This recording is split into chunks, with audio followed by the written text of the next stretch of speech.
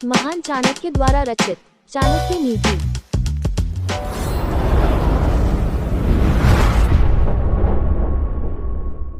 धनिका श्रोत्रियो राजा नदी वैद्यस्तु पंचमः। पंच यत्र न विद्यन्ते न तत्र दिवसम वसेत। 9। भावार्थ जहाँ धनिक साहूकार वेदज्ञानी ब्राह्मण राजा नदी वैद्यादि 5 न हो वहाँ व्यक्ति को एक दिन भी वास नहीं करना चाहिए।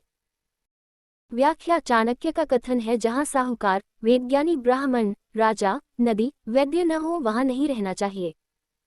दूसरा आशय यह है कि धनिक या साहूकार पैसों का लेन देन करता है।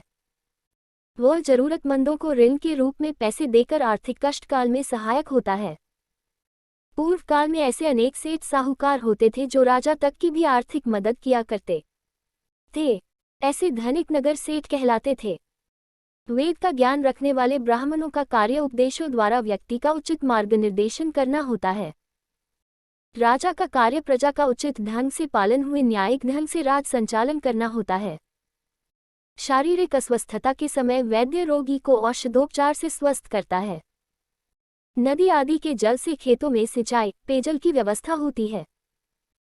यदि किसी राज्य में मानव जीवन से जुड़ी ये मूलभूत आवश्यकताएं भी न हों तो उस देश या राज्य को त्याग देना ही उचित है।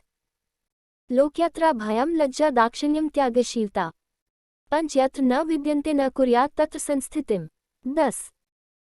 भावार्थ जहाँ आजीविका का साधन लोकयात्रा न हो दंडादि का भय न हो लोकलाज न हो लोक कार्यकुशल न हो दान देने की भी उनमें प्रवृत्ति न हो तो ऐसे देश या स्थान में कभी नहीं ठहरना चाहिए। व्याख्या चाणक्य ने पुनः 5 बातों पर बल देते हुए कहा है कि ऐसे स्थान या देश में कभी नहीं रहना चाहिए जहां जीवन गाड़ी चलाने के लिए आजीविका का साधन न हो। यह सत्य है कि अर्थ अर्थात धन व्यक्ति की सर्वाधिक मूलभूत आवश्यकता है। धन के अभाव में न तो वह गृहस्थ चला पाएगा न बच्चों को उच्च शिक्षा दिला पाएगा।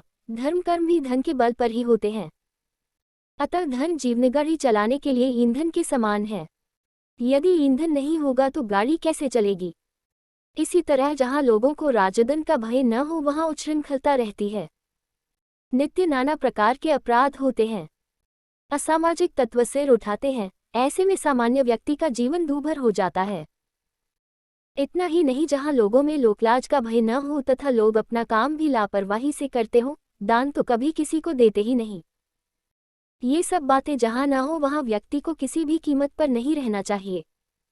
जानियात प्रेषणे मित्रम भार्या च विभवक्षये। 11।